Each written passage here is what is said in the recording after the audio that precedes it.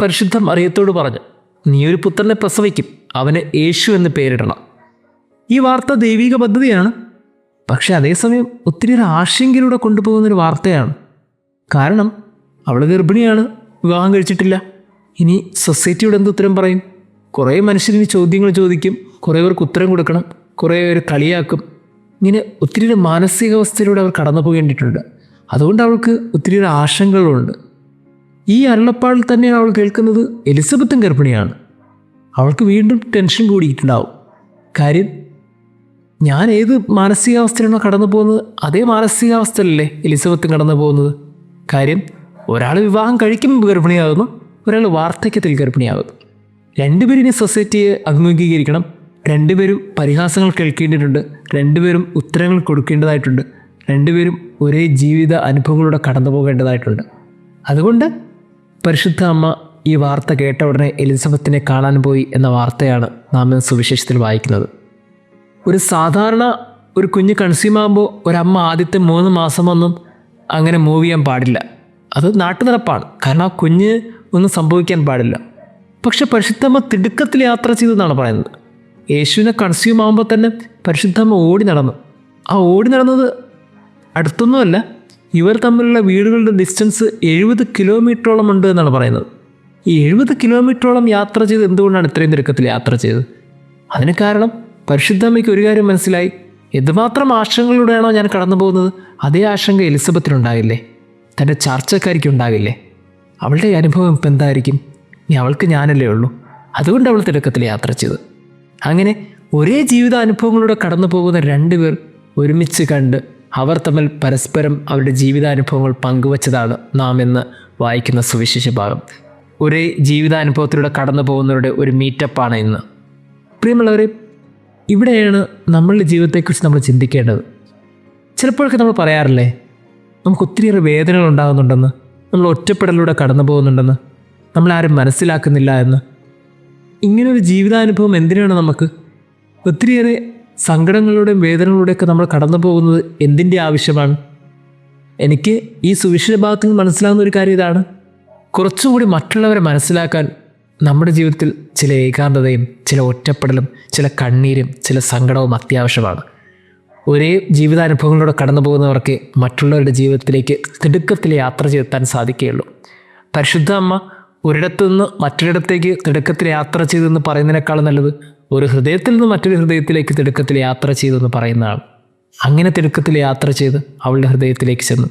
അങ്ങനെ വീട്ടിൽ കയറി വന്ന് ആശ്വസിപ്പിക്കാനെത്തിയ, അല്ലെങ്കിൽ ജീവിതാനുഭവങ്ങളെ കുറച്ചും കൂടി മൃദുലപ്പെടുത്താനെത്തിയ പരിശുദ്ധ അമ്മയെ നോക്കി എലിസബത്ത് പറഞ്ഞു, നീ സ്ത്രീകളിൽ അനുഗ്രഹീതയാണ്, നിൻ്റെ ഉദരഫലവും അനുഗ്രഹീതം. ഇത് കേൾക്കുമ്പോൾ 2 പേരും പരസ്പരം ദൈവവുമായി കണക്ട് ചെയ്യുകയാണ്. നമുക്കിനി കുറേ ചോദ്യങ്ങളും ഉത്തരങ്ങളൊക്കെ ഉണ്ട്, പക്ഷെ കുഴപ്പമില്ല, നമ്മളൊക്കെ ദൈവത്താൽ അനുഗ്രഹിക്കപ്പെട്ടവരല്ലേ. അങ്ങനെ പരസ്പരം 2 പേരും അവരവരുടെ ഉദരങ്ങളിൽ തൊട്ട് അവർ ആ കുഞ്ഞുങ്ങളെ അഭിവാദനം ചെയ്തു. പെട്ടെന്ന് ആ കുഞ്ഞുങ്ങൾ അതുപോലെ കണക്റ്റഡ് ആവുകയാണ്. ഇതാണ് ദൈവത്തിൻ്റെ ഇടപെടൽ എന്ന് പറയുന്നത്. ദൈവിക അനുഭവമുള്ള പരിശുദ്ധാത്മാവ് നിറഞ്ഞ പരിശുദ്ധ അമ്മ അവളുടെ ഉള്ളിലെ ഈശോയെ അവൾ മറ്റുള്ളവർ കൊടുത്തു. അവളുടെ ഉള്ളിൽ ക്രിസ്തുവുണ്ട്, അവളുടെ ഉള്ളിൽ സന്തോഷമുണ്ട്. ആ സന്തോഷത്തെ, ആ ക്രിസ്തുവിനെ അവൾ കണ്ടപ്പോൾ എലിസബത്തും പരിശുദ്ധാത്മാവ് നിറഞ്ഞവളാകുന്നു. അവളും സന്തോഷം കൊണ്ട് നിറയുന്നു. ഉദരത്തിലെ കുഞ്ഞും സന്തോഷം കൊണ്ട് നിറയുന്നു. ആ കുഞ്ഞ് കുതിച്ച് ചാടുന്നു. ഇതാണ് വേറൊരു കണക്ഷൻ എന്ന് പറയുന്നത്. ഉള്ളിൽ സന്തോഷമുണ്ടെങ്കിൽ നമ്മൾ മറ്റുള്ളവർക്കും അതേ സന്തോഷം പകർന്നു നൽകും. ഉള്ളിൽ സങ്കടമുണ്ടെങ്കിൽ അതേ സങ്കടം നമ്മുടെ ചുറ്റും പകർന്നു നൽകും, കൂടെയുള്ളവർക്കും പകർന്നു നൽകും. നമ്മുടെ ഒരു എനർജി വളരെ പ്രധാനപ്പെട്ടതാണേ. നമ്മളെങ്ങനെയാണ് ഈ ഭൂമിയിൽ ജീവിക്കുക എന്നുള്ളത് ഏറ്റവും വലിയൊരു ചോദ്യമാണ്. ഉള്ളിൽ സന്തോഷമുണ്ടെങ്കിൽ, ഉള്ളിൽ ആനന്ദമുണ്ടെങ്കിൽ ആ ആനന്ദം മറ്റുള്ളവർക്കിനെ പകർന്നു കിട്ടിക്കൊണ്ടിരിക്കും. കുറച്ചുകൂടെ പോസിറ്റീവ് വൈബ് ഉണ്ടാകുക എന്നുള്ളത് ഏറ്റവും പ്രധാനപ്പെട്ടൊരു കാര്യമാണ്. അതുണ്ടാകണമെങ്കിൽ ഒറ്റ ഉത്തരവേ ഉള്ളൂ. എങ്ങനെ ഉണ്ടാക്കാൻ പറ്റും? അത് ഉള്ളിൽ ക്രിസ്തു വേണം. ക്രിസ്തു ഉള്ളിലുള്ളവർക്ക് ഉള്ളിൽ സന്തോഷമാണ്. ഉള്ളിൽ ഒത്തിരിയേറെ ചോദ്യങ്ങളുണ്ടെങ്കിലും അതിനൊക്കെ ഉത്തരവുമുണ്ട്. അതുകൊണ്ട് മുമ്പിലുള്ളവർക്കും ആ പോസിറ്റീവ് എനർജി കൊടുക്കാനേ സാധിക്കുകയുള്ളൂ. ഏറ്റവും അവസാനമായിട്ട് നമ്മൾ വായിക്കുന്നത് എലിസബത്തിനെ മറിയം ശുശ്രൂഷിച്ചു. ശുശ്രൂഷിക്കപ്പെടേണ്ട ഒരു സാഹചര്യത്തിലാണ് മറിയം കടന്നു പോകുന്നത്. എന്നിട്ടും അവൾ എലിസബത്തിനെ ശുശ്രൂഷ ചെയ്തു എന്നാണ് നാം ഓരോ സന്തോഷത്തിൻ്റെ രഹസ്യങ്ങളിലും ജപമാലയിൽ ചൊല്ലി പ്രാർത്ഥിക്കുന്നത്. പ്രിയമുള്ളവർ, നമ്മളുടെ ജീവിതാനുഭവം എന്തുമായിക്കൊള്ളട്ടെ, കൂടെയുള്ളവരെ ശുശ്രൂഷിച്ച് കടന്നു പോകുക എന്നുള്ളത് ഏറ്റവും പ്രധാനപ്പെട്ട ഒരു കാര്യമാണ്. നമ്മുടെ ഈ കൂടെ ചില മനുഷ്യരൊക്കെ ഇല്ലേ, അവരൊക്കെ നമ്മളെ ആശ്രയിച്ച് ജീവിക്കുന്നവരാണ്. അവർക്ക് കുറച്ചും കൂടി കരുതലും കുറച്ചും കൂടി സ്നേഹവും ഒക്കെ ആവശ്യമുണ്ട്. അവരെ ശുശ്രൂഷിക്കുക എന്നുള്ളത് നമ്മുടെ അത്യാവശ്യമാണ്. ഉള്ളിൽ ക്രിസ്തുവിനെ കൊണ്ട് നിറയുന്ന പരിശുദ്ധ അമ്മയ്ക്ക് പിന്നീട് അവളുടെ ഏറ്റവും പ്രിയപ്പെട്ടവരെ ശുശ്രൂഷിക്കാതിരിക്കാൻ കഴിയില്ലല്ലോ. നമ്മുടെ ജീവിതത്തിൽ ക്രിസ്തു ഉണ്ടെങ്കിൽ ഈ കൂടെയുള്ള ചില മനുഷ്യരെയൊക്കെ കുറച്ചും കൂടി കരുതലോടെ ശ്രദ്ധയോടെ ശുശ്രൂഷിക്കാനുള്ള ഉത്തരവാദിത്വം നമുക്കുണ്ട്. ദൈവം നമ്മെ അനുഗ്രഹിക്കട്ടെ.